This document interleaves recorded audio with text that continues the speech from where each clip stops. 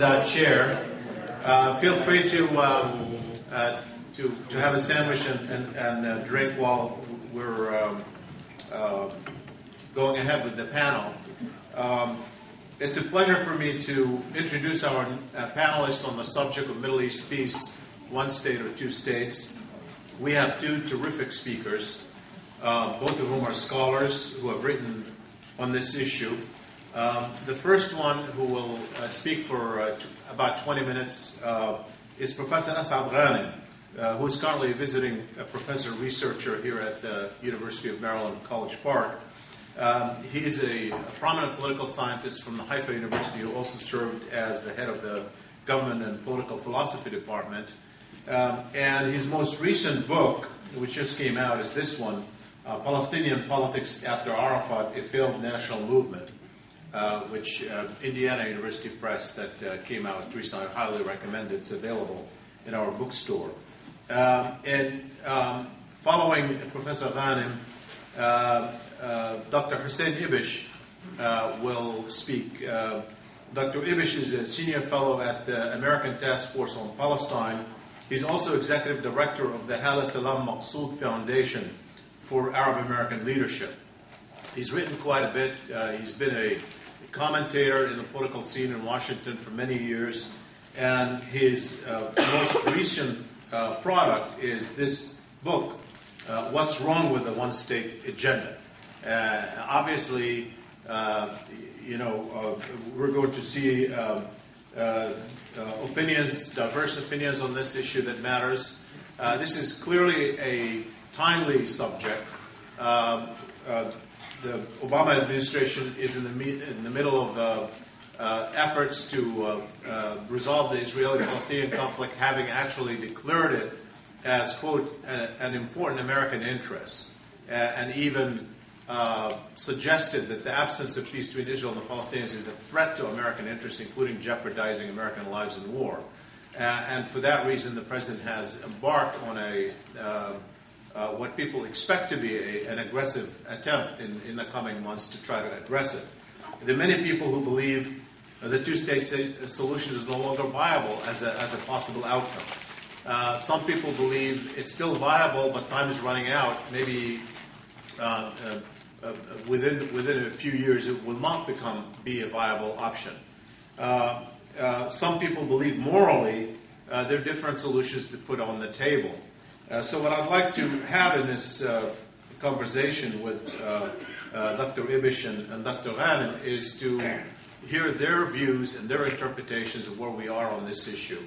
And then after each will make a presentation of about 20 minutes, then I'll ask them a series of questions that will follow up with questions from the floor. It's my pleasure and honor to introduce our speaker. We'll start with Dr. Ganim.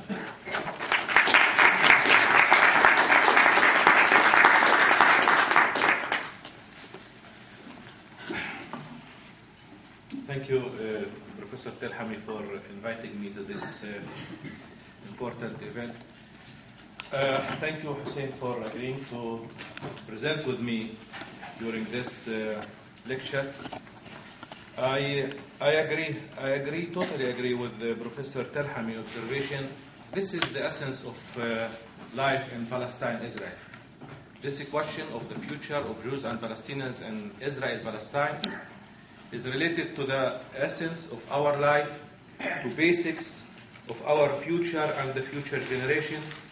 And for that, I thank you. I think that this is a timely discussion. While I agree with you that many claim that time is running out, I think that time is already out. I'm engaged in this discussion since the 90s, since Oslo. And since then, I'm engaged with discussions with Israelis, with Palestinians, with others who claim that the time is running out. So since then I'm saying to you, I'm giving you 5 years, 10 years, 15, 20 years. Is this enough to say that's it? This is not going to work, the two-state solution. Now we are 18 years since Oslo, and time is already out, and we should discuss and consider alternative options for the future. But let me start with a few comments about the general discussion, about the basics of this general discussion. When speaking about the conflict and the Middle East conflict, and trying to answer the question of the future, this is a huge debate. It is possible to raise, roughly speaking, 100, 200 basic questions. How I am going to convince the Jews to give up their Jewish state? It is a huge question. It deserves 2 days of seminars and discussions and whatever you want. How I am evaluating Palestinian conduct after Oslo? It is also a question for 2-3 days of discussion. So I am going to touch the basics of the discussion about the future of Palestine and Israel, and to move forward. I am aware that this needs a certain level of familiarity with the situation, but I think that the discussion about the conflict is already in the news. Every day you can read about the conflict in the Middle East. So I assume that all of you are familiar with different aspects of the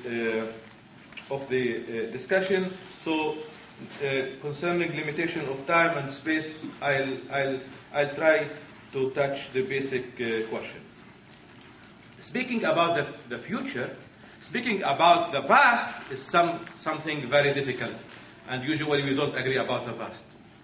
And for sure we don't agree to how we characterize the current situation. Speaking about the future is something totally, it was given to prophets, and we are not the prophets. We are trying to consider scenarios about the future, and it is an academic discussion. It is related to a body of literature about divided societies and conflict, which is spread all over the world.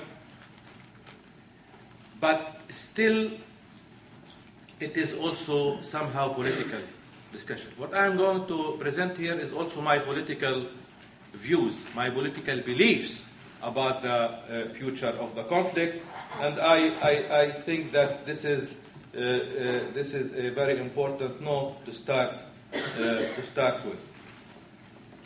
Speaking about possibilities and applicable scenarios for the future, it is something that related to the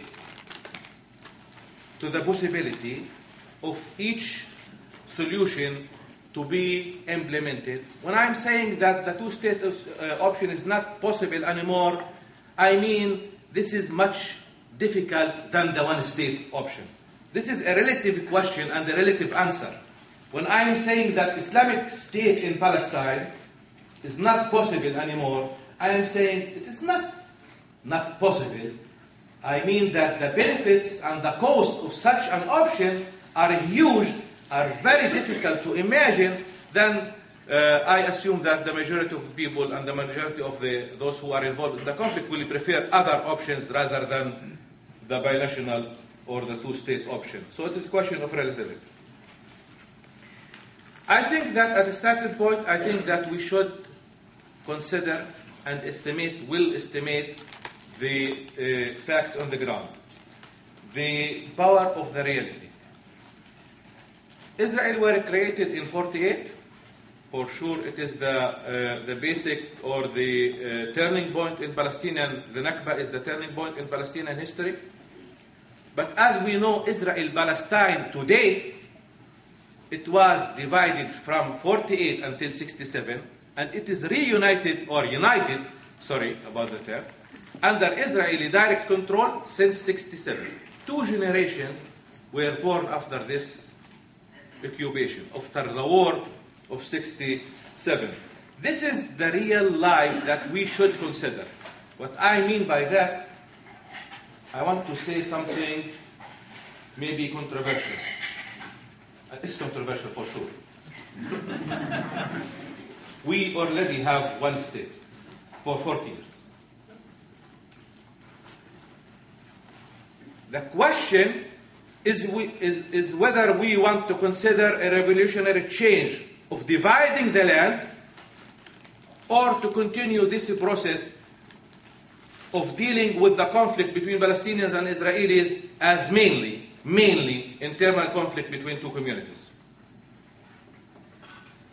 So the revolutionary change is the one that want us to consider the two-state option, not the one that want us to consider the one-state option, which is already a political reality, with different levels of citizenship, with very complicated segregation system that were imposed by Israel against the Palestinians, where Jews enjoy one certain level of citizenship, and Palestinians have 6 or 7 other levels of citizenship. If you want me to generally present this structure, I may say that there is one citizenship for Arabs in Israel, which is also divided between the Druze and other Arabs. We have another status for Palestinians in Gaza. I mean, the news here, there is no state in Gaza. This is still under Israeli sovereignty. And Israel controls the land of Gaza from the outside, but still controls the Gazans. There is another citizenship for Palestinians in the West Bank, in A, B, C, consider it maybe 1, and there is another citizenship for Palestinians in Jerusalem. So this is a very complicated situation that that needs some maybe analysis and prospects for the future. I want to say that this binational debate is not new.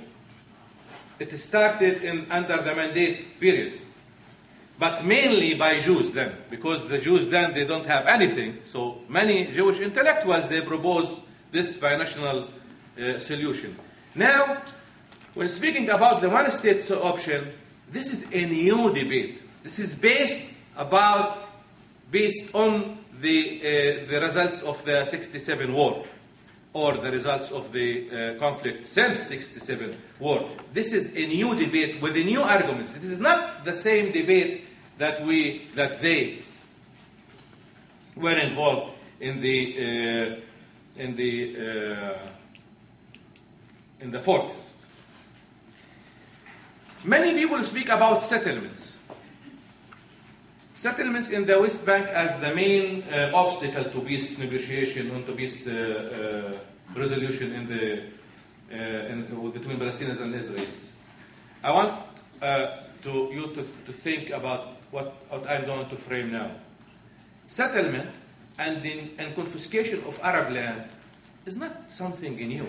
This is not something that started in 67 or after 67. It started before 48, but Jews were buying land, and after 48 in Arab lands that were confiscated inside Israel, within the Green Line. The settlement as something new. This is nothing new in the Jewish implementation, in the Zionist implementation of conquering land in Palestine, in the settlements. Many Israeli settlements inside the Green Line were built outside the partition plan area according to 47. So nothing new in this concept of settlement in the Israeli policies. So this is also raises the question of the relevance of 67. People think that the conflict started in 67. Many papers that we read for students and scholars, they refer to 67 as the turning point. Nothing new in 67. 67 were the continuous in 48 war, with a gap of 19 years. That's okay. There was a gap of 19 years. I assume that in the past, in many new occupation where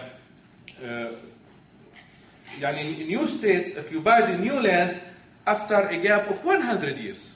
This doesn't mean that there is a big difference between one and other, a huge difference that will require reframing the conflict. And the conflict between Palestinians and Israelis, and this is one of the main points, is not about the results of 67 war. The conflict, at least, is about the results of 48 war. The war between Palestinians and Israelis, the conflict, is about the right of the refugees. This is why PLO were established. Not because of 67 war. I know that now we have another PLO. It's not the one that we had before. But this should be clear. Now,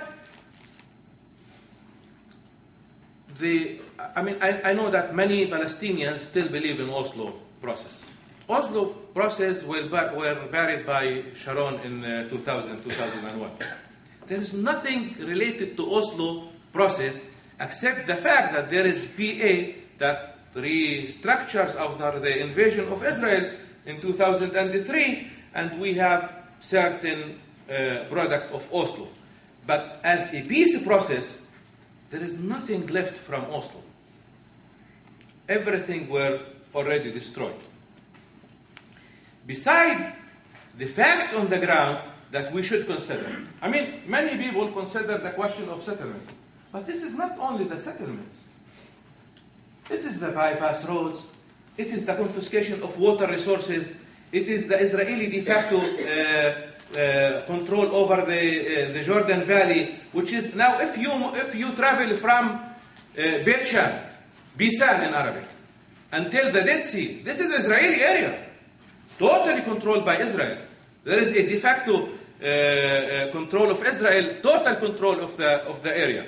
So this is not only the question of settlements, which is an obstacle to peace. And many say, okay, Israelis can do what they did already in Gaza or in Sinai. This is a totally different story, with totally different numbers, with the core of politicians who control Israeli politics, and it seems that they will continue to control Israeli politics in the next generation who live in these settlements. Israeli politics is captured by the settlements, is controlled almost totally by the settlers. This is not episode. This is not something small that we should reconsider the question. Besides the facts on the ground, we should consider also Israeli politics and Palestinian politics. There is no political process that you might imagine in the near future that allow Israelis and Palestinians to take this hard decision to go back to the two-state, not agreement. Because Abu Mazen and Olmert, they might, or Tzipi Livni, they might sign an agreement. The question is the implementation of the agreement. And not only that they will reach certain agreement. The question is how to reach that state, not to talk about the state. Because talking about the Palestinian state, beside Israel, is the new Israeli right program. When Netanyahu speaks about the Palestinian state, when Olmert speaks about the Palestinian state, they are the Israeli right, who are the prophets of the Palestinian state. But they speak about the state. They don't mean that this is a state. And they don't mean that they are going to implement such a state. At least, many Palestinians and Israelis think or consider, or they try to say that the majority of Palestinians and Israelis agree about the two-state solution. This is not right. This is totally not right. Considering Israeli and Palestinian two-state, it is totally different shapes of these states. They speak, when Netanyahu speaks about the Palestinian state, he means something in his mind, not what you think that it is his state. This is a state in 40 or 50% of the West Bank. There is no agreement between the two publics. There is no agreement between the leaders of the two national movements about the two states, just about the concept. But this is, when we speak about politics, we don't speak about only concepts, we speak about realities. So, I assume that the failure of the Palestinian national movement, the separation, the fragmentation among Palestinians is too deep. I don't think that in the next generation, let's say in the next 10 years, without using force against Hamas, Hamas is going to give up its control over Gaza. They are rational people. They know that they have something in their hand. Why they should give it give up the control over Gaza for Mahmoud Abbas or for the PA in the... And this is also true for Israel. Israel is a fragmented, totally fragmented political map with a move, clear move towards the right. There is no... I mean, once, before a year, before 6 months, I imagined a situation where Obama will press Netanyahu and his government will collapse, and then there will be a new government in Israel. No, Netanyahu will lose the government and his party. At least 50% of his party will create a new right-wing party. And then this government, Netanyahu, Labour, Kadima government, will have less than 60 seats in the Knesset. There is no such a possibility in Israel, at least for now. I want to speak about the future for a moment. Speaking about the alternatives to the reality, which is a binational situation without the binational structure as we know it from theory or from other places, there are 3 or 4 options. The first one is the two-state solution. I think that it's not applicable anymore. The time already passed. I might consider not only the settlements, the fact in the ground, the Palestinian politics, Israeli politics, the international situation, the ability of any administration to push Israel, really. I call it the Baker point. Without reaching the Baker point in 90 with Shamir government as a starting point, you imagine that Israel will be ready to consider a peace package that comes up from the American administration, the current Israeli government, or the alternative one that I just mentioned? Do I have another 5 minutes? 5 minutes. The other option is the one that related to the, that I call it the open conflict. Unfortunately, under this binational situation, we are going to face or to be witness to an open conflict between Palestinians and Israelis, maybe for at least for many additional years. The political applicable, more applicable than the two-state solution is the one that I call it the Jewish hegemony, control over Palestine, which has already existed, but it can be changed a little bit following pressure that came from here and there. But still, this is a political option that might control us for another generation, 2 generations, 3 generations. I'm not saying that this is, I'm trying to analyze what is going on. And we know about many control regimes that survives for many years. So this is a possibility. The other possibility, which is also political, I think that it is much viable solution, option, than the two-state solution, and you will be surprised, is the Islamic State. This state have power, have persons who are ready to die for, and have a regional alliance. I think that something is happening. I mean, I'm not the best expert for the Middle East politics in this room, but I think that we are witnessing a huge change in the strategic situation in the Middle East. The ability of Iran to control politics in Iraq and the 2 rules by Syria and Iraq and Iran in Iraq,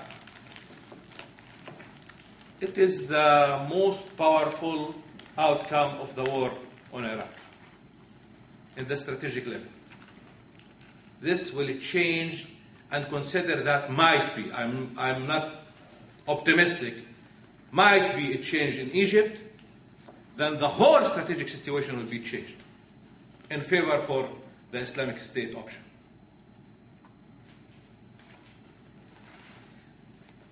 I think that I am proposing from here on the one state, democratic state for Palestinians and Israelis. I think that this is a genuine peace proposal. This is a peace proposal based not on separation, rather than it is based on integration, in living together. Let's imagine that a Palestinian state will be established beside Israel. So Israel will not face a binational situation inside Israel, the Green Line. Israel will continue to face the question of Palestinians and Israel, who already raised this demand for binationality inside the Green Line, inside Israel. But what are the main problems that this proposal, one state proposal, can or able to manage better than the two-state option from the Palestinian point of view? One is the results of 48. From the Palestinian point of view, this is the conflict. It's about historical injustice, it's about refugees, it's about the whole complexity of Israeli measures against the Palestinians. It is not only the land dispute over the occupation in 1967. I know that many Palestinian elites want this to be the core of the conflict. But this is not the conflict. The conflict is something else. The second question is self-determination for Palestinians, and it's also for Israelis. The binational state is a self-determination in one state. We have plenty of states like that in the world. It's complicated, it is difficult, but it is worth trying. It is something that's better than the open conflict between Israelis and the Palestinians. Why Kurds in Iraq choose to stay part of the federation? Because of many considerations in Iraq, because of many considerations. But one of them is being part of the bigger state, with all the benefits around having a bigger state. This is also true for the Francophones in Quebec. 2 minutes? Okay. The question of self-determination. I think that establishing a Palestinian state in the West Bank is the total violation of self-determination for the Palestinians. In the West Bank and Gaza, if we want to consider Gaza as part of the territory, which is very difficult to consider if we want to take the situation now, only 2 million Palestinians live there. So 2 million Palestinians, if they get their state, this will be the self-determination for the collective of the Palestinians. This is violation of the right of the Palestinians for self-determination. This is clear. I mean, if they're the majority there of Palestinians, 70%, and they want self-determination, okay. But 70% of the Palestinians are outside the West Bank and Gaza Strip. Third, the refugees, Jerusalem, how to resolve the question of Jerusalem having two states. This is amazing. How to come up with and the most important thing, why I am As'ad Ghanim supporting the one state? Because I think that this is the tool to revive Palestinian struggle. Palestinian struggle already dead after Oslo. There is no political process in Palestine. And Palestinians were trapped between attacking Israel by rockets and cooperation with Israel. There is no new ways of generating methods of struggle. This is the way to generate peaceful, non-violent struggle internally, externally in the world in order to push Israel to agree to certain situation. If you want to admit this is possible in the next generation, no. This is very difficult.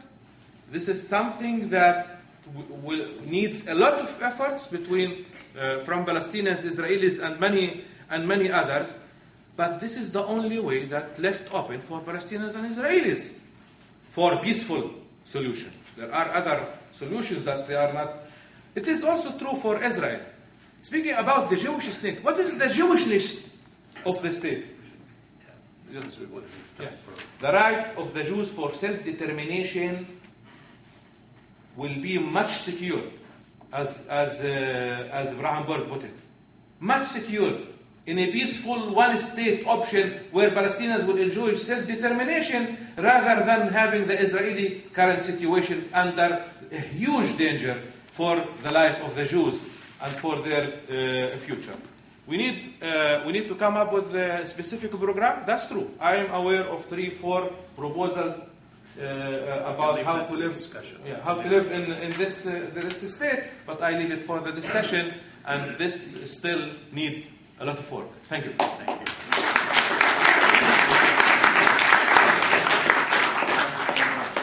Dr. Ibish, let's see, we can do it.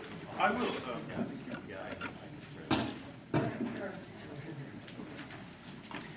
Thanks very much. Thanks for coming on, ladies and gentlemen.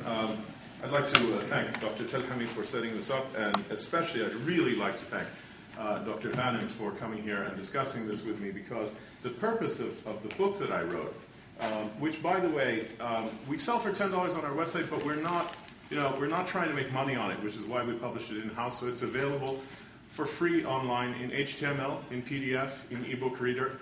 Just go to americantaskforce.org and download it. You don't have to pay us $10 if you want a hard copy.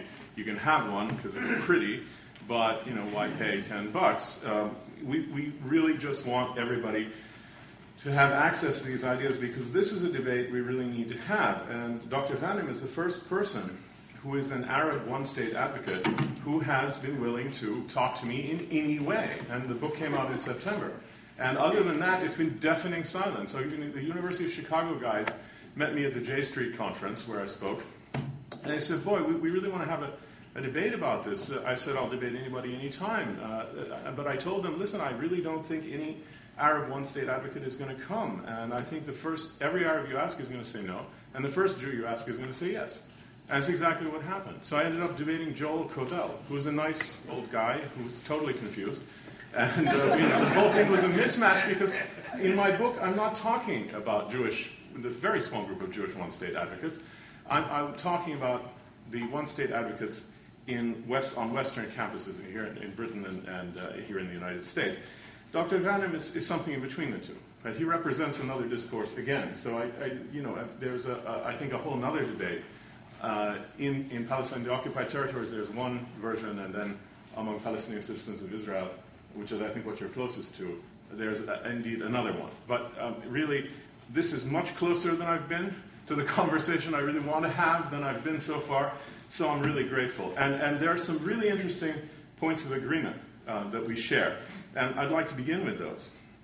The first is, I completely agree that we already have a binational reality. There's no doubt about it. We have a single state. Of course we have a single state. Do you like it? How do you like it? Because that's what it looks like. I think there are a lot of Arab and Palestinian one-state advocates who read the work of Meron Benvenisti, and they completely miss the point. Because what he's doing is he's saying, this is what it is. This is what it looks like, your single state.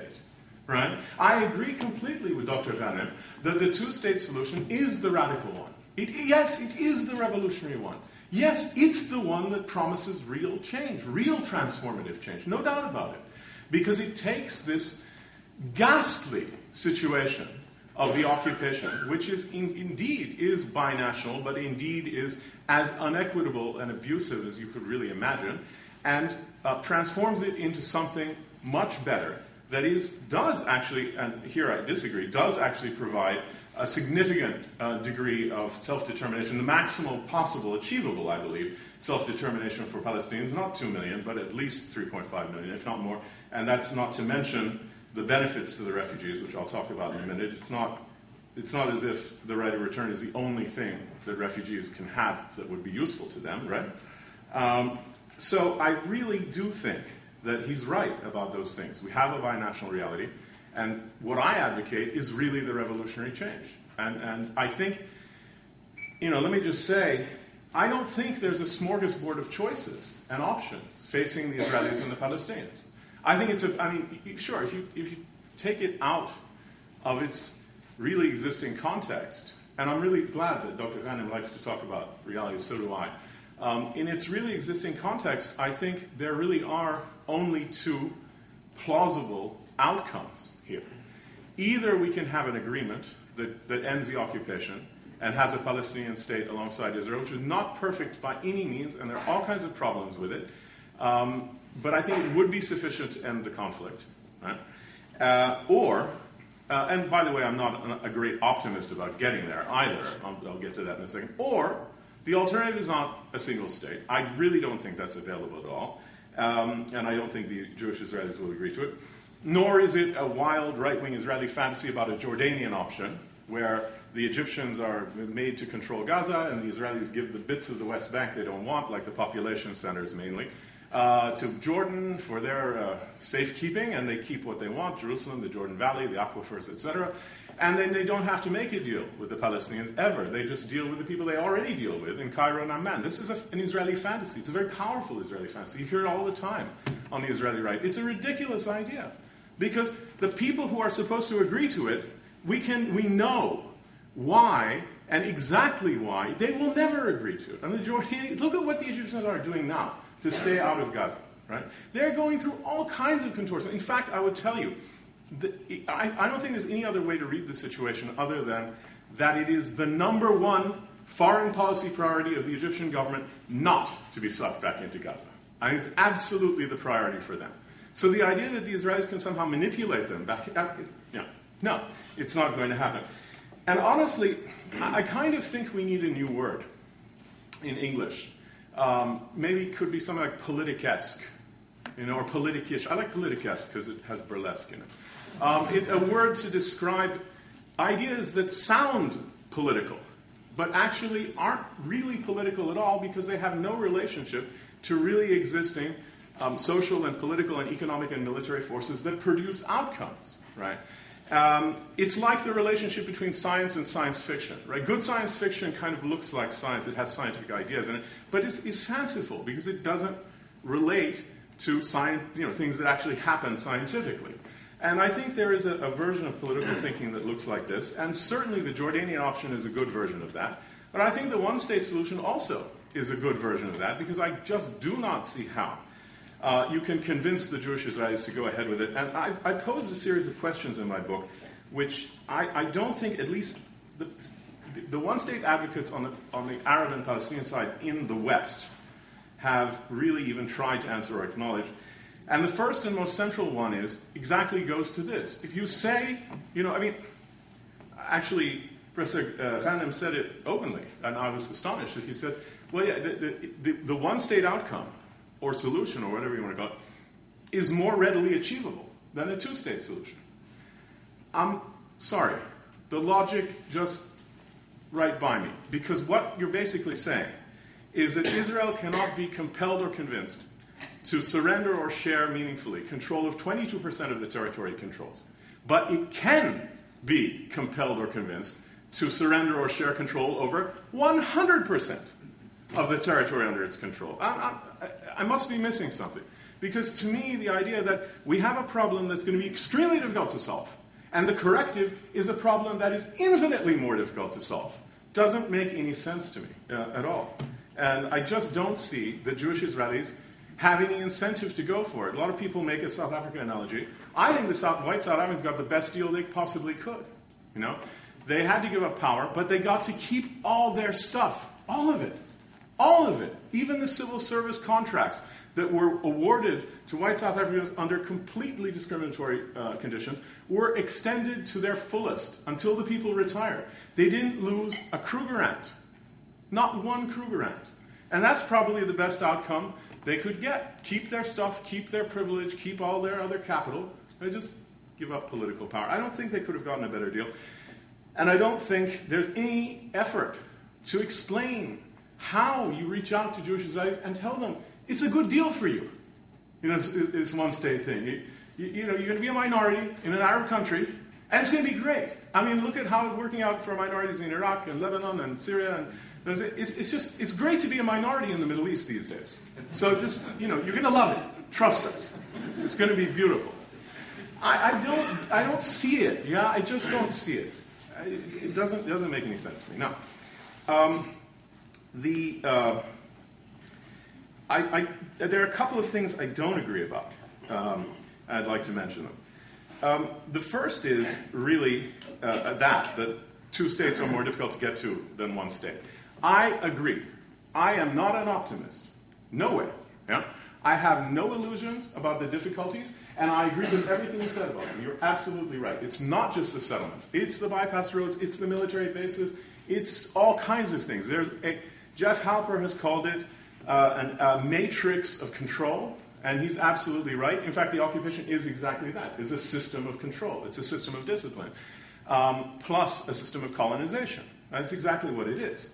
So reversing that, or at least reversing big parts of it, because I do think a limited land swap is not only conceivable but actually desirable, quite limited, but still, you take care of quite a big chunk of the settlers that way, but still a lot of them will be outlying.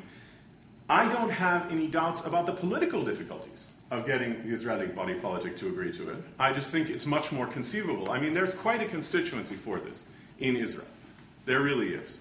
There's quite a constituency against it. The Israeli society is divided on this. There's no constituency, other than a handful of people, truly a handful of people, for dissolving Israel and replacing it with what will soon be a Palestinian majority state. There is a plausible scenario for convincing the Israelis to do this because it's in their interests. They can have their Jewish and democratic state, or they can have the occupation. It's as simple as that. And as I said, I don't think there's a smorgasbord of choices. I think it's a simple choice.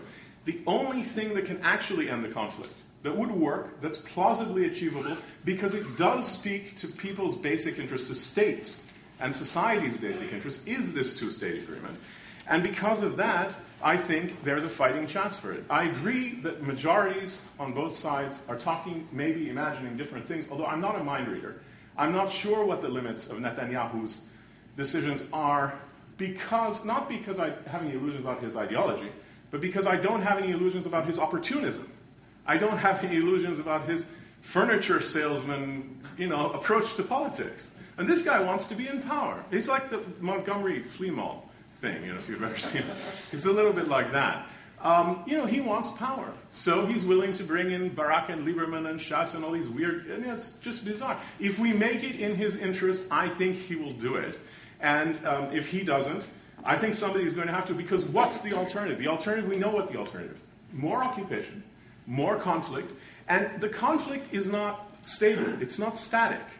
Because of the settlements and because of the way political culture is developing on both sides, it's going to be worse. So let's imagine then, we don't have a two-state agreement or any serious movement towards it in the next decade.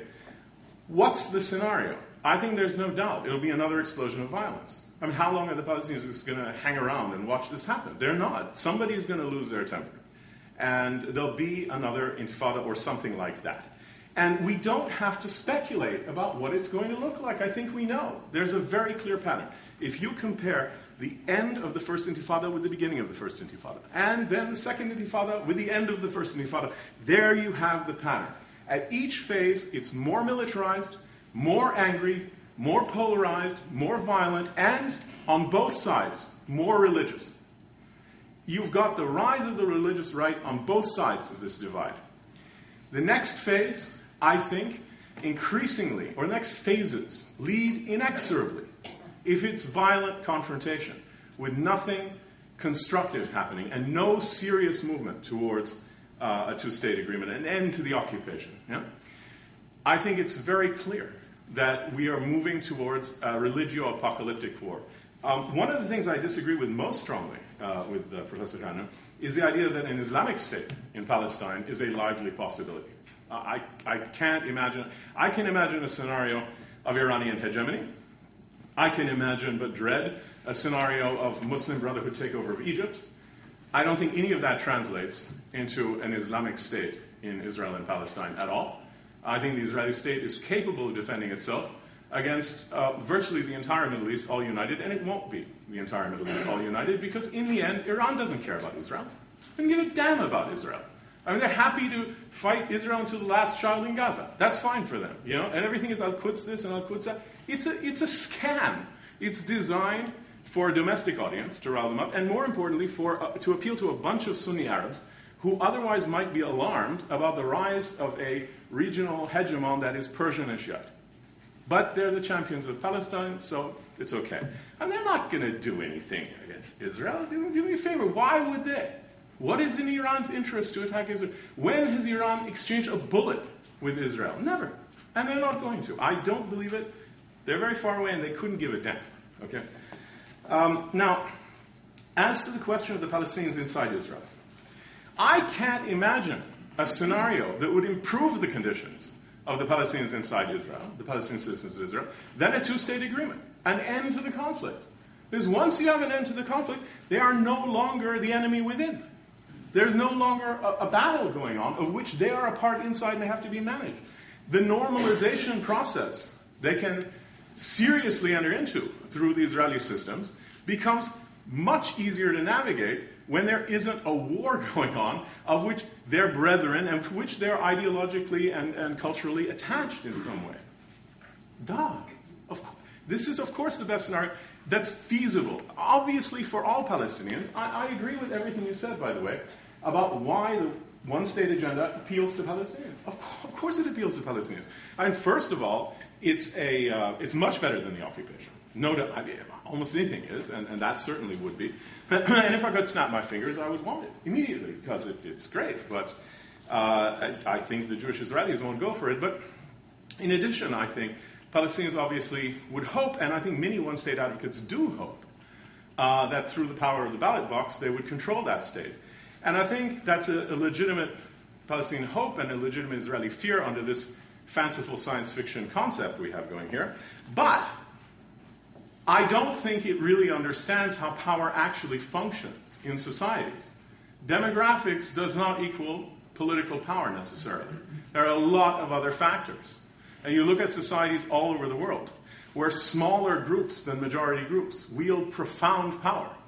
And I think it would be a very difficult scenario if Palestinians were to try to exercise that kind of power against the way the Jewish community in Israel is organized at the moment through the ballot box. So that fantasy, even that, it doesn't add up very much for me. Even though I agree with you about why, in theory, this would be very appealing to Palestinians. And I think if you're doing polls, even though you've never had a poll that I've seen that shows a majority in favor of one state thing, I can easily create a question that I can get a big majority of Palestinians to say yes to. Wouldn't it be great if we had a single democratic state, in which there were slightly more Arabs and Jews already and a higher birth rate, and that controlled all the territory of historical Palestine? Of course it would. Of course it would be great. This is like asking the Israelis, wouldn't the Jordanian option be great? They're going to love it. That's not the point. The point is, I think we need to stick to things that are plausibly achievable.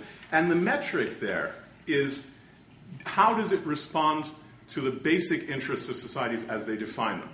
There is a very strong way in which the two-state agreement or solution, or whatever you want to call it, does respond to core Israeli interests. They can't get what they need without it.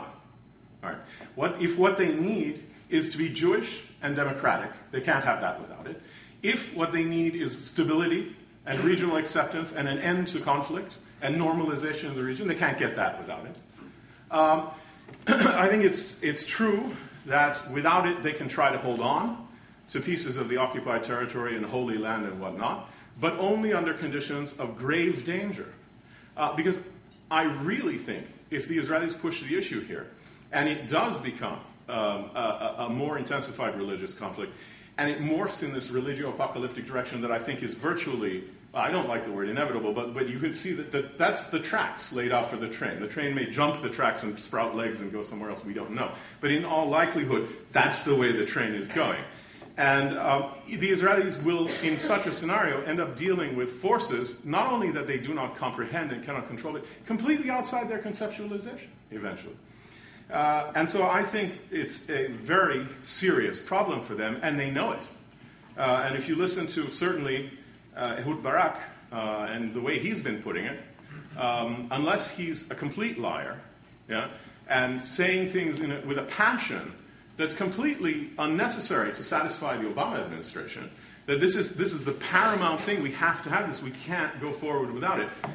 I think you'll see that there's a strong constituency in Israel for this, and that constituency is centered, at least for now, in the defense establishment, because that's who Barak speaks for, not the settler movement, not the other parts of the government. And I think one of the problems here has been that there's a strong constituency in Israel for this, but they haven't really been convinced of a way that it can happen. And that's one of the reasons why the PA is trying to do this state-building exercise, institution-building exercise, is to demonstrate that it can happen. I think it really calls the bluff of the Israelis. I mean, did you ever want this? Because the state-building logic really holds, honestly, if it continues as it has been, the Israelis are going to have a simple choice. Either they're going to have to keep ceding more and more attributes of sovereignty in greater and greater parts of the occupied territories to the PA, or they're going to have to strangle it, because it can only expand. It can't be static. It can't stand still, or it dies. And then they have to ask themselves, did we ever mean it? I think Professor Ganim is clear they never did mean it. I think there are a lot of Israelis who will be surprised to discover they never meant it. And then they have to ask themselves, what do they want? What are they going to do with these Palestinians? I mean, is it just going to continue like this in the future? Well, if so, then we get scenario B, which is violence leading to religious warfare, and I don't see any other way out. Now, I did ask a number of other questions of the one-state advocates here in the West that haven't been answered. And a couple of them have to do with, what does this offer the Jewish Israel? We've been over that. And that's important because you're going to have to get them to agree to this, unless there's a very large one-state army with tank battalions, that I don't know of. It's going to have to be an agreement. And not only is there no effort to answer this, there's really no effort to address the Jewish or Israeli narrative. What you get usually is a very strident, the most strident secular version of the Palestinian narrative. And so in this discourse, there is a huge gap. And I'm not saying we heard it from Professor Ganim, but you hear it from the one-state advocates here in the United States, certainly. A giant gap between the only logical corollary, programmatic corollary of their agenda, right, which is create a narrative that can appeal to Jews and Israelis, and their actual rhetoric, which couldn't be calculated better to alienate them and provoke every fear they might ever have. Another question is, how does this agenda hope to transcend Palestinian national identity and ambitions, and why is it that no significant Palestinian political party or faction has adopted this goal? Now, as I said, I think it can be popular among Palestinians, but popular in the abstract. I think when there are people talking about ending the occupation, as long as there is an occupation, that's going to be the main objective. And there are lots of things that can be done for the refugees, but securing a mass return for them into Israel isn't, unfortunately, one of them. And if you want to know what I think can be done through a two-state agreement for the refugees, I'd be happy to tell you, but I'm going to let it go for now, because I think it's obvious, but if you don't get it, I'll tell you. The next question is, how, apart from empty slogans about largely non-existent and highly implausible boycotts, and let me just say, if you can't get UC Berkeley to divest from Israel, you're done. Okay, truly, you're done. Forget it. Pack up and go home, because UC Berkeley should have gone for this ages back, right? And if you can't get it in the Bay Area, yeah. Okay. So what do these one-state advocates propose as practical steps? It's kind of a pun, but what's the roadmap for their success, right? What are they going to do? How do you go there?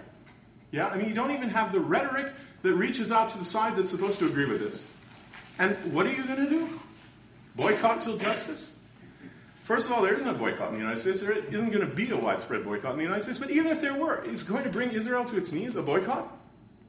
I feel sorry for people who really think that. It's quaint. It touches me. It's so naive. It's so fantastically naive. Palestinians have been under a brutal boycott for 60 years. It hasn't dented their national image. And you can't even win major wars with air power. Massive air power. That doesn't work. It's not going to work. A boycott is not going to do it. So, let's be serious for a minute here.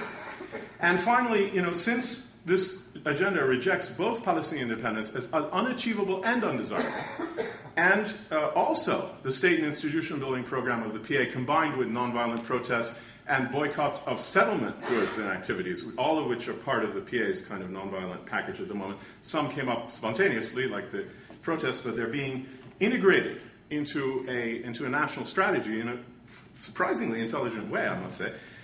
What does this agenda then offer the people who live under occupation, other than expressions of solidarity and interminable decades of continuous struggle and suffering? As far as I can see, well, nothing. So again, I think I want to ask anyone who has an alternative to the binary twin scenarios that I can really imagine that correspond to the forces, the political forces, social forces, economic and military forces that do produce outcomes, right? That is to say, a two-state agreement that is imaginable, it is plausible, it is not impossible, it is a long shot, but it's not impossible.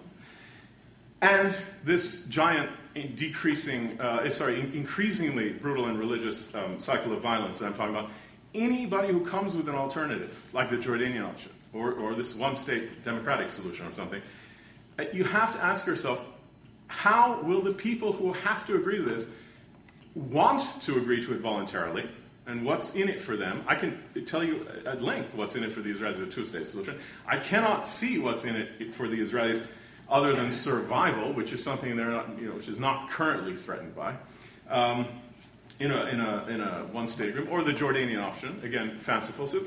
And so many other fanciful scenarios that I've heard. One final thing.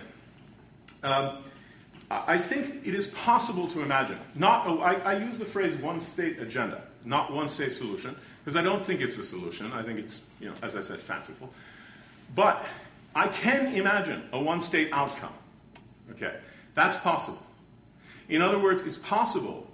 Very, very possible. One of the scenarios that Professor Ganim laid out, which is the whole status quo continues, right, indefinitely. And I think that's more likely than a one-state scenario, and that's the only other option. It's very likely, but that produces violence and warfare. It's not stable. It's not containable. We know that. Okay, so it is therefore conceivable that after a massive series of incredibly violent clashes, confrontations, mini-wars, civil wars, etc., both sides are so depleted and decimated and devastated that they actually surrender their national projects in order to live. Okay, but try to imagine the scale that would require, because what's happened in the past 60 years hasn't begun to dent either national project. They're absolutely as robust as possible. And as we heard from Professor Ganim today, most Arab one-state advocacy is very nationalistic indeed. It hasn't broken at all from ethnic nationalism, not in the least bit. I think that was clearly reflected in his talk, and he's one of the most moderate I've heard, or mild I've heard in this regard. So I think that anyone who embraces that as any kind of desirable scenario or anything like that has lost their humanity. I mean, you can't just walk away and say, well, it'll happen this way. And one final thought, which is, of the many possible outcomes of that scenario of unending violence and decreasing violence, a reasonable one-state outcome is one of the least likely.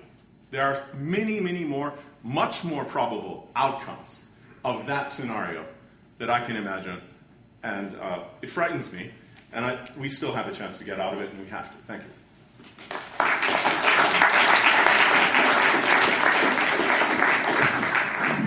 Thank you both for articulating interesting but differing views.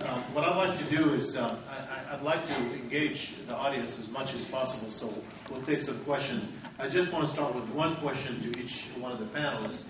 And I'll start with Professor Ganim, largely on this difference that has emerged, which is Professor Ghanim's proposal for one state is a proposal, and it makes an argument. You could even make a moral argument for it. But the response, essentially, from Dr. Ibish is really about it's not possible. And that is, it is an assumption about what the Zionist project is prepared to accept, what Israeli Jews are prepared to accept, whether it is the most fanciful, as you put it, of all possible alternatives in this regard. Perhaps Islamic State is more fanciful. So I wonder, Professor Ganim, how you would assess that. I mean, if you put it as a proposal, it's about an ought, so to speak, rather than about an is. And how do you assess the is? I mean, you are actually in a very good position to assess. Most of your colleagues at Haifa University are Jewish Israelis. Probably many are if not most, are Zionists, your students. And so I wonder how you assess that, given your own experience. And a similar question, although from another perspective, to Dr. Ibish, and that is on the Israeli liberal argument, the advocates of the two-state, and actually Israeli public opinion, which is you have almost 2/3 who still support, in principle, a two-state solution. Professor Ganim obviously has a point in saying maybe their notion of a two-state is different from the Palestinian notion of a two-state. That's an important, quite clearly consequential issue. But in the principle, at least, they're open to it. But when you hear the argument that is put forth is the demographic argument. And Israel as a democratic state, Israel as a Jewish state. And so people say, time is not on our side. In essence, that's what they say. Yes. If we don't change the status quo, time is not on our side to maintain Israel as a Jewish democratic state. And obviously, there's an assessment about time. Is it on the side of the Palestinians? Is it on the side of the Israelis? But at least, you see, there is an implicit assumption here that is put forth by significant number of Israeli liberals who advocate the two-state, that somehow the absence of a settlement is not going to favor them. So, and you're suggesting that they have no incentive at all to. So I'm just wondering, how you is there a contradiction of sort, or are we talking about different things? So let me start with Dr. Ganim. Yeah, thank you, Hussein, for the impressive presentation. I read your book twice, so I have. I have certain answers to your questions that you raised, and I was engaged in this debate since, as I said before, since the 90s, and I'm hearing the same objection to the one-state solution, but still I think that the two-state solution is still also a proposal. Nothing in the ground shows up that the two-state solution is something that we can implement. You didn't say anything. You didn't say at least that there is certain Palestinian power that's called the PA, which is according to my view, can develop to two-state or one small Bantustan that's controlled by the Israelis. And this is what might happen. And this is actually the situation that we already have. That might develop a certain way of more independence, but still control. The decision yesterday of Israel to expel 70,000 Palestinians shows up what Israel thinks about who's sovereign, who's the sovereign power. In Ramallah, not in Tel Aviv, in Ramallah. So this is a question. When it comes to the change in deeply divided societies, which is what we already have, I want to remind you about other cases of a change that nobody imagined in 1948 when the Africans imposed apartheid in South Africa, that in 50 years it will be changed over. I am aware to the fact that this is only minority and majority. But anybody imagined before 10 years that the situation of the Kurds will reach this kind of binationalism in Iraq after a war in 2003? This is a dynamic situation in these divided societies, and you might think about every possibility. And what I said before, that I'm not optimistic. I'm not saying that tomorrow we'll have a one-state structure, not reality.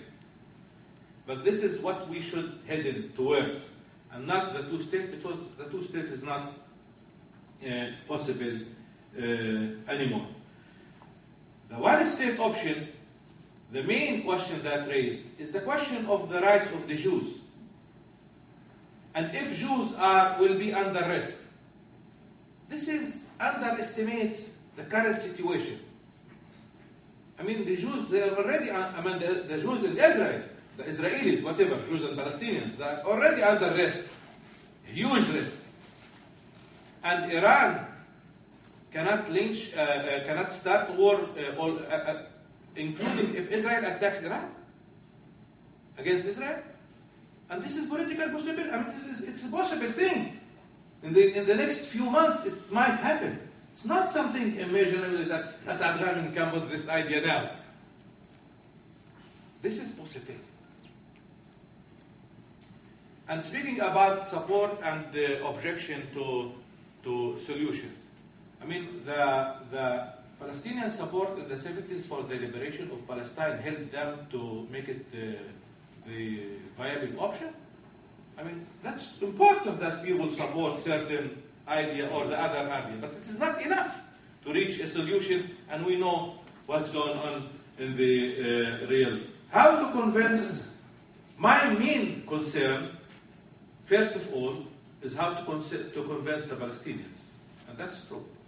This is a big issue, because Palestinians, at least their elites, they tried since the 70s to take them to this two-state option, and it failed. It is a total failure. After 18 years of negotiation, Palestinians didn't achieve any one national goal. Tell me one.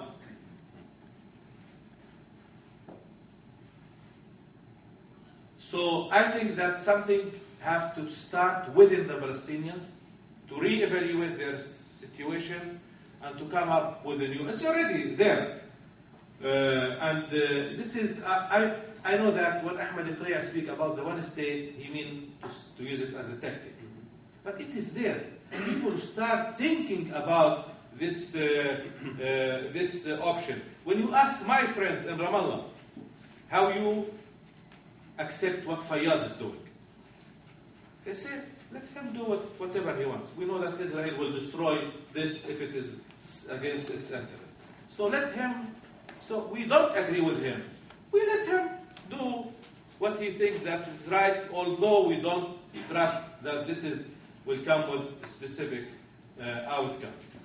And coming back to this state-building institutions, I mean, first of all, Fayyad is building his institution in the West Bank, not in Gaza. So this is for sure. Today, at 7, there is a lecture by Yazid Sayed. I heard him. He conducted a research about the conduct of the PA in Ramallah and in Gaza. He came with a clear evidence that the state building in Gaza is much successful than in Ramallah, with a clear evidence. So this is a question. Let's imagine that Fayyad will succeed in his effort. So he will have a state between Hebron and Jenin, with Israel controls the sea areas. Let's imagine that will be in the next year, as he proposed. Next year, Israel will continue to be controlled by this coalition, and Palestinians will continue to be fragmented. So he will have this mini state, and he will present this as the Palestinian state for the world, and the quartet will agree that this is the state, this is the solution. Is this what the Palestinians want? Is this the solution really for the conflict?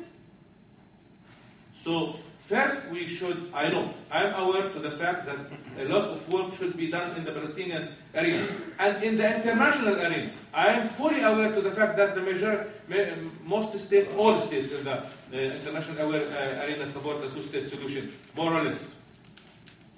But let's start with the Palestinian. I think that this is our main work, and then to move to the dominant group. This is what happened in South Africa. This is what happened in Canada. This is what happened in Iraq. And the under-domination group is the one that should start. Nobody speaks about two-state option without the support of the Palestinians. The key is on the hands of the Palestinians, not the Israelis. Thanks. No, and thank you so much for a really great talk. And it is on. Yeah, it's on. Yeah, it's on. Yeah. I'll speak more into the mic then. How's that? Okay. No, thanks so much for all of that really interesting stuff. Let me begin with the question, and then I have a few responses. I think it's true that the concepts are different, but again, that's something that. Of course, you begin a negotiation with people imagining separate outcomes. I don't think that's that unusual. The question is, can can form an agreement. My sense is it'll be very difficult, but possible. You're right. The most powerful argument among Israelis is the demographic argument, because it goes to the question of whether they can have the occupation and a Jewish democratic state. In other words, Israel de facto means something. Israel de jure means something. There's a Jewish majority, it's a democratic system, etc. Within its internationally recognized borders, so far as that goes, it's all of those things. But Israel de facto, that is, say, Israel plus the occupied territories, is none of those things. It's not Jewish, it's not democratic, it's not Israel. So you can have one or the other. You really cannot have both in it, particularly when it comes to this sort of threat. So I think there are two main incentives for the Israelis. And by the way, in terms of South Africa, it's really not true at all that no one anticipated an end to apartheid in the 40s or the 50s. I think almost everyone knew it wasn't sustainable. And I think the whites in South Africa never had any illusions that they were just going to be able to continue this forever. And they were trying to figure out to keep it going as long as it could and find the best deal they can to get out of it. And that's exactly what they did. I think they were preparing the way out for quite a long time. And just a quick anecdote, when Mandela and Mbeki and the others were put in Robben Island, initially there were some guards who were mistreating them. And the other guard said, let's cut it out. What do you mean? What are they going to do to us when they come to power? I mean, there was an understanding in South Africa that you just couldn't hold off this vast majority from any participation, in the long run. And so I hear that all the time, and I really think it's historically incorrect. Although you can come up with a lot of polls that show white South Africans in general wouldn't say this in polls, but I think they clearly knew. The two incentives, everything, I would say everything that militated, what societies want, now this comes down to basics, what societies want in a crisis is they want the best deal they can get. That's what they want, And as I said from the podium, the end of apartheid, the way it was done, is absolutely the best deal the way South Africans could possibly have gotten to get out of the conflict in a peaceful way. And I think the same logic applied to Israel and Palestine militates, and everything, the demographics, all the details, militate towards ending the occupation. That's the best deal the Israelis can get, and I think it's the only deal the Palestinians can get, and it is entirely possible. Well, that's what you think, not the Israelis. I think that's wrong. I think there are a lot of Israelis who do think that. Yes, that's the majority. We know where they are heading. Well, I don't know. I mean, I think the majority says they want a two-state agreement, and I'm not a mind reader. You're very good at reading minds. I'm not a mind reader. And I look at the polls and what have you, but I'm looking at national interest. I'm looking at interests here. And I agree, maybe they don't see it that way, and maybe there's a good chance that they will resist it. But the question is, where do their interests take them? They might behave in an insane way. There are plenty of cases historically where societies don't follow the logic of their interests. But I think that's where it has. And so yes, it's entirely possible we won't have a solution. You're not an optimist. You think it'll take many generations to get where you want to go. I'm not prepared to wait many generations because I think the occupation is an urgent problem that has to be dealt with today. I'm not an optimist either, but I'm pretty sure that what lies after mine is a real conflict. Now, let me say a couple of things. First of all, Yazid said, I read you wrote the same thing in Haaretz the other day. I went right to his report, and there's nothing like that in there at all. I got to say, there is a section where he talks about pre-2007 PA behavior, right, versus the current stuff in Gaza, or the way things were in Gaza. No. Yeah, I've read it. He's giving the lecture. Okay, well, fine. I mean, as far as I can tell in his report, he doesn't say that. If you and he say the administration of Hamas in Gaza is better than the administration of the PA in the West Bank, that's great. I think people have a sense of what life is like in Gaza and under Hamas, and what life is like in Ramallah. And I would suggest moving there. Go live in Gaza, enjoy it if you think it's wonderful. I think it's not wonderful, and I'm not impressed. I'm not impressed with Hamas's rule, and I'm not impressed with what Hamas has been able to achieve. If nothing else, there is an economic uptick in the West Bank. If nothing else, companies are starting. If nothing else, there's more access and mobility. If nothing else, things are happening now, maybe in vain. The point you made that I think really sticks is the Israelis are capable of destroying this. And I mentioned that. They might kill it, and they might well. And then they would have to live with the consequences. But in Gaza, what do you have? I mean, honestly, and it's not just... Can I just on... one more final point. Very quickly. I mean, I agree with you that the first thing is to convince the Palestinians for your agenda. That's true.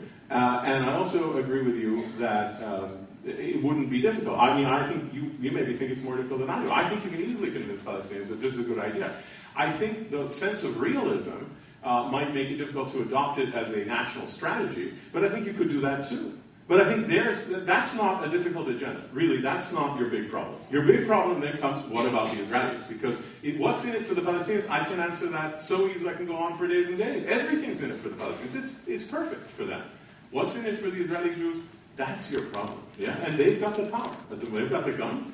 And they've got the money. They've got... So, that's not the big challenge. Yeah. We're running out of time, and I do want to take a couple of questions from the audience. I know that Hamas Fatah debate is interesting, but it's not the central one to either one of you. So, either Gaza or the West Bank. Yeah. But interesting debate. But so let me take Joe to start with. Yeah, I think 20 years ago, conceivably, it would have been possible to talk about an institutionalized two-state solution is leading to some kind of decrease in the long-term conflict. There's been a tremendous change of the situations on the ground. And I don't really see how the current situation can support some kind of two-state solution that would actually end what you're calling end the conflict, which is the comment that's been made continually by Ibish. Yes. I think the real issue has not been put on the table. The real issue is sort of ugly. It is that neither side believes in pluralism in the sense that we Americans tend to think of as part of democracy. Neither side. And therefore, a one-state solution is very problematic. But there is, as you said, Professor Ibish, there is also a lack of agreement as to what, I guess you said it. There's a total lack of agreement as to what is a two-state conception. We both said that. And in fact, the two-state conception on the Israeli side is just a modified one-state conception. The second state, the Palestinian state, doesn't have any real authority for example, foreign policy, et cetera, et cetera. So really the question is, those two categories aren't getting us anywhere in the conversation. Because in fact, they're covering up the fact that there is no real two-state or one-state story. There is in fact a story that has to be worked out with the details of institutions. With the details of saying, okay, what kind of powers do we share, and what kind of, if they share powers, for example, on foreign policy, which would have to exist, then they have to somehow or other there must be a political confluence between the two. Some way of the Palestinians influencing what you might want to call the Israeli foreign policy, which then goes back towards a one-state story. So there is a confederation story in here that must be discussed. I just don't agree with that. Okay. That's my answer. Yeah. Well, let me collect. I'm gonna let me collect two more questions. And go ahead, back there. Yeah. Why would Israel use the experiences of history, like after the 1967 war? Israel empowered the West Bank. Why can't that be used by Israel and that idea to empower the Arab world? And along the same lines of going for one state or two-state solution. Okay, and we have, yes, please. Go ahead. Well, actually, this may not be quite in the topic, but I'll ask it anyway. You can dismiss it. What role do you see for the United States, if any, in this whole process? Yeah, no, that's certainly. This is very important. Okay, one last thing. Yes. Why do you denigrate what you call the occupation when it really consists of Israel giving the Palestinians whatever autonomy they want, except in security measures? They're free to run their own political system, whatever system they want. They're free to run their own economy. And the only thing that Israel does is exert security control, which ebbs and flows depending on how many terrorist plots Israel manages to uncover. And they do incarcerate about 25 a week who are actively engaged in terrorism. And so what exactly, other than your slogan, do you have against that kind of security control with autonomy and politics and economics and everything else? Okay, well, the last question, and then I'll ask both our speakers to answer them. Go ahead. Yeah, for me, all the proposals that were suggested are dreams.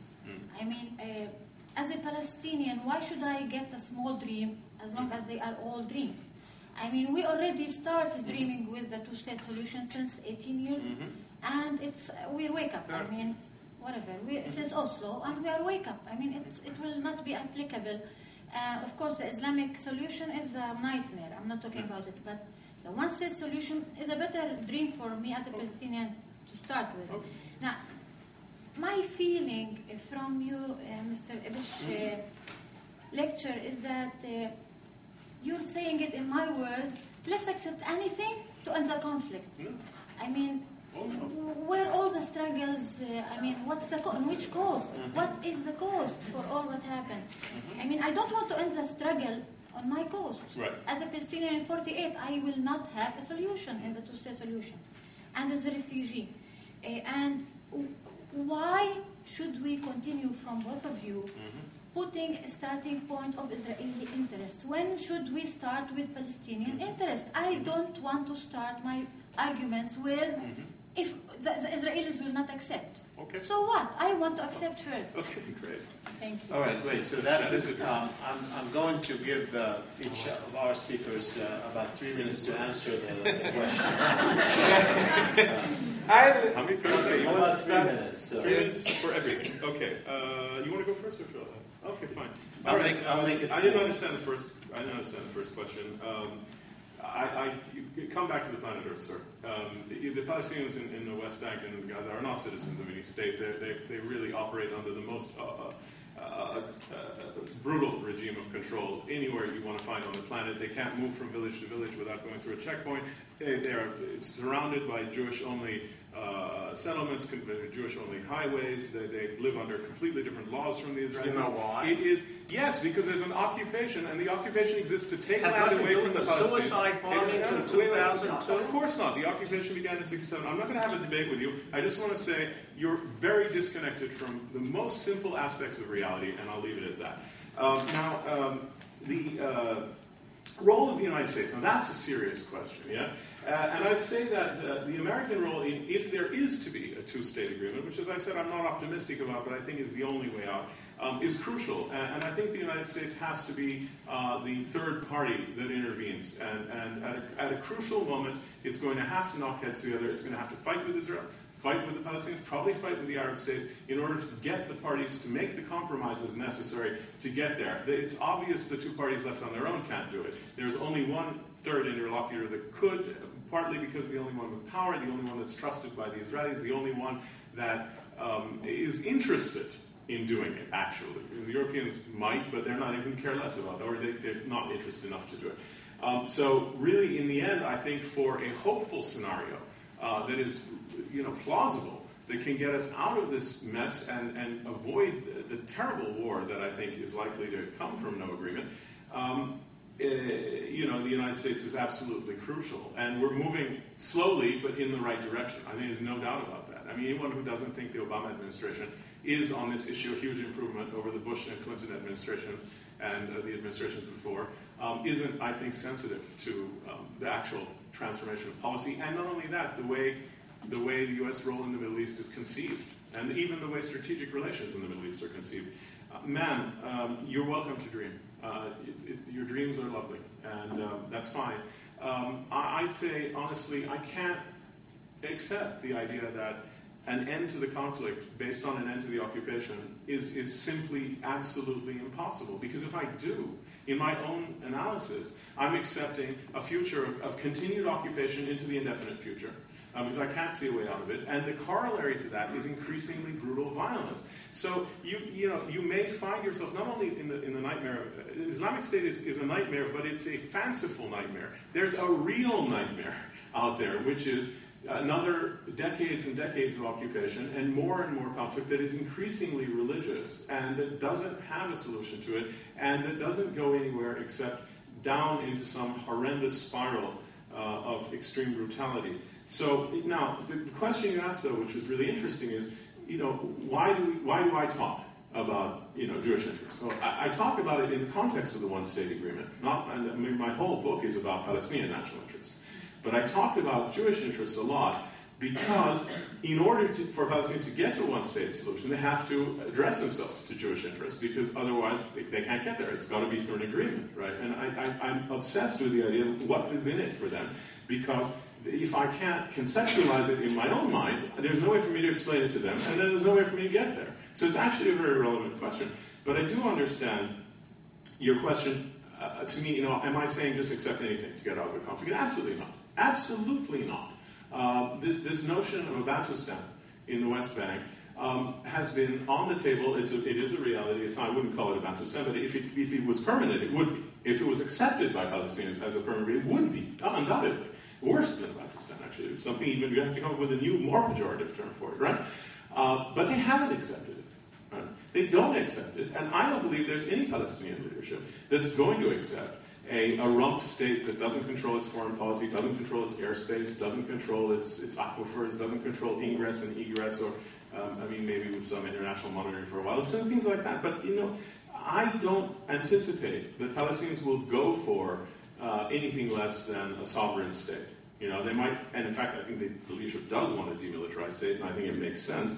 But the attributes of sovereignty are going to be absolutely required. So I would say no, of course not. So it would be easy to end the conflict by accepting the terms that Netanyahu has in mind, or any of the deals that came before. I think the Palestinians were right not to agree to any of the deals that were presented to them until now. So of course I'm not saying anything is acceptable. And I don't think the Israelis should think that either. I think both parties need to take care of their fundamental interests, and I don't think it's impossible to make compromises. And that's what I'm trying to say.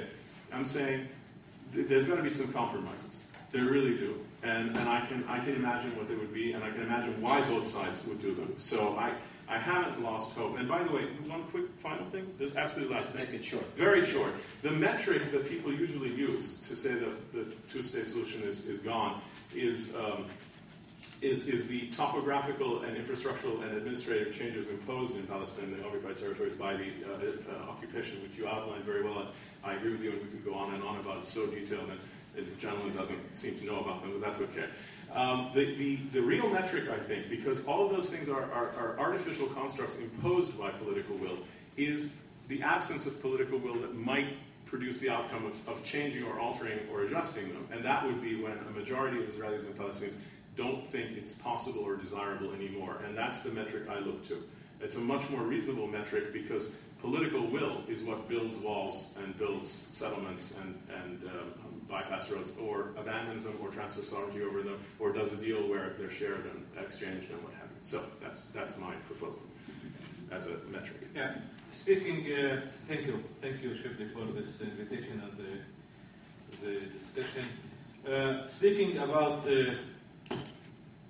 politics, as I said before, I was engaged in many discussions in Israel about this issue.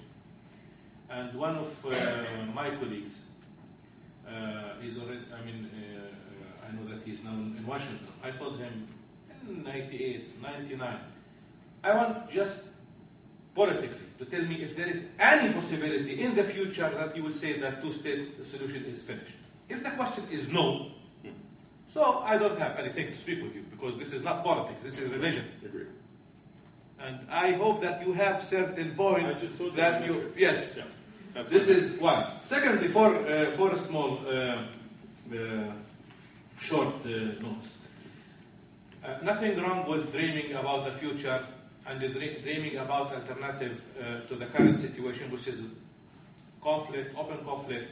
And if we just want to consider Palestine, Israel, speaking about the Jews who just came and collect themselves from all over Europe before 100 years, and having this historical, according to the Jewish narrative, after 2,000 years, this historical dream came to be fulfilled. Nothing can be just only a dream if there are a will behind this political proposal. Just imagine what happened with the Palestinians in 48, how they recreated their Palestinian national movement, how it moved from a conflict between PLO and Israel. In 88, nobody imagined that PLO and Israel will have direct negotiation. So the concept of having one, it depends about the political circumstances. And as I said before, I think that the current situation for Jews is not without any risks, with a huge risk. And in the one state, there will be, again, another risk. But in both cases, there are risks for both communities. So there is no one safer than the other situation. Back to you, just consider the question of Jerusalem. All the proposals that I know about two-state solution consider Jerusalem as the capital, joint binational capital for the both states.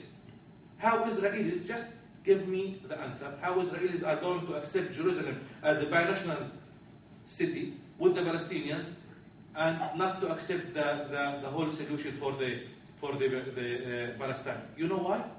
Because this is political reality. And this is because Palestinians and after them Europeans and Americans demand this because it comes from the Palestinians. So the question is really, as I said before, the key is within the Palestinian leadership. And now, unfortunately, we have something that I don't agree with. I think that it should be changed. I mean, in the Palestinian leadership level, this is only about future to consider. Two only last short. The U.S., I think that all the talks in the last 10 years, since 98, about the two-state solution, they have only one hope. One, there is no other evidence that it might happen. People think that the United States will intervene in the conflict. There is no other conditions or other real political reality that goes behind this concept of two states. But we know now, after 2 years of Obama, what he can do, and what is the limitations.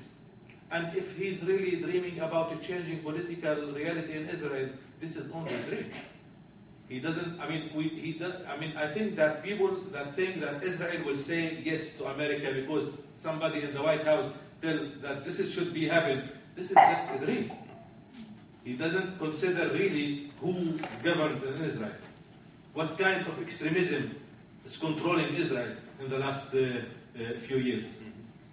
This is a very, very extreme politics compared to any other democracy in the world. And the last question, it is about different approach. I am presenting different approach than Dr. Ibish. The one approach that is used by Palestinian leadership since the 70s and the 80s is take whatever offer, take the solution that might be possible and forget other aspects of the conflict.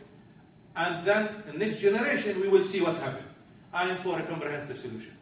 I want now and for the future comprehensive solution for Palestinians and Israelis to live in peace, with some conflict, with a lot of problems, but in comprehensive peace that reach a solution for every single aspect, the main aspects of the conflict, and not taking now Palestinian state and in one generation to come to the Israelis say, we want now to return of the refugees. I think that this should be stopped. We should look for comprehensive solution, and comprehensive solution includes the consequences, the results of 48, not the question of the land, the occupation in 67. Thank you. I want to thank our guests for very interesting presentations, but I want to make some remarks of my own. One of them is I think that despite the differences that we've heard, they are not as different as they come across. Yeah. Let me tell you why.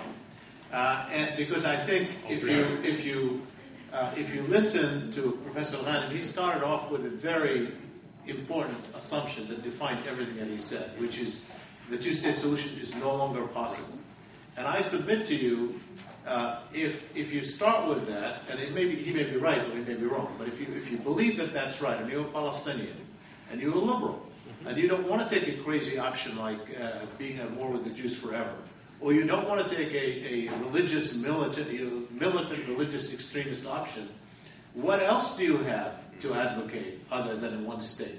That is the most moral position you could possibly advocate without giving up your right. So once you start with that two-state solution is not possible, you're going to find that the majority of secular liberal elites among Palestinians going in that direction. That's the only thing that they have to stand for. So really the profound difference here that in some ways framed both positions is this assumption about is a two-state solution possible. Professor Ganim said no. Professor Ibish said it may be difficult but not yet impossible, and that's the one I'm embracing. And so it boils down to that. What's interesting is that if you look at public opinion, Israeli public opinion, Palestinian public opinion, and actually public opinion in the Arab world that I polled outside the Palestinian areas, you do have, in principle, roughly 2/3 to 3/4 of Arabs, in principle, prepared to accept a two-state solution, given full Israeli withdrawal from 1967. You have Israelis prepared to accept a two-state solution. Professor Ganim makes an important point, as I said, about maybe they have different interpretations of it. But still, the principle is important. And yet, you also have majorities who believe it will never happen. And that really is, it's not about, that tells you something about the framing of the question. If you start with, it's never going to happen anyway, then you start taking positions as if the two-state solution is not something that they're going to pursue. And that is really one of the most difficult obstacles before anyone who's trying to resolve this issue, because it's about whether people believe it's possible anymore. And I think that increasingly a large number of Israelis, a large number of Palestinians, a large number of Arabs outside who are in principle open or even embrace a two-state solution are walking away from it because their assessment is it's not going to happen. And generally their assessment is not going to happen is almost entirely built around the assumption that the other side will never accept it, or will never accept my terms. And so that is clearly the biggest obstacle toward any progress in the short term. I'll give you my own assessment. I don't believe it's off the table. I think it's still possible to have a two-state solution. We can debate that. But I do believe time is running out. And I believe it doesn't happen on the clock of this particular administration. I don't think it'll happen again. I wouldn't say never, because we know that is not something you could predict. But I think the prospect of a two-state solution will become increasingly smaller, and certainly nobody will believe it anymore. And that is the most important thing, is that it'll be consequential. I think time is running out psychologically, and I think a lot of it is built around the role of the United States, as Professor Ganim said, because I think the U.S. is seen to be the only external variable that can break this conflict, given the fact that neither side trusts the other side. And I think that a lot is really put on the table of this administration. If it fails, if this effort fails, the risks are high. None of us can predict the future. I think people can argue time is on their side. Arabs can say that. Israelis can say that. And maybe they're right, and maybe they're wrong. And in public opinion polls, interestingly, when I ask that question about that in the Arab world, and I say, what happens if the two-state solution is no longer an option? Do you believe that A, the Palestinians will give up, or B, there will be one state that is democratic, or C, there will be indefinite conflict for generations to come? Well, what do you think is the answer? C is the vast majority of the people, and I think fewer than 10% of people believe the Palestinians will give up. Fewer than 10% of the people believe that you're going to have a one democratic state. And I think that perception is not far from reality. How it will end after another generation of conflict? I don't know. But the real question is, are you prepared to pay that price for Israelis and Palestinians and broader regional? Because we know that the Palestinian-Israeli conflict is so central to regional politics, so central to the way the world, certainly the Arab world, looks at the United States. I call it the prism of pain through which Arabs see America. That if the Palestinian-Israeli peace efforts collapse and we have an escalation in violence, it's going to have consequences, broad consequences regionally. It's going to have consequences for American foreign policy. It's going to pose moral dilemmas. Yes, moral dilemmas, because neither side is going to give up its national project, and that leads to extreme efforts and solutions that are being considered in a way that poses moral dilemmas on an international scale, and no one wants that.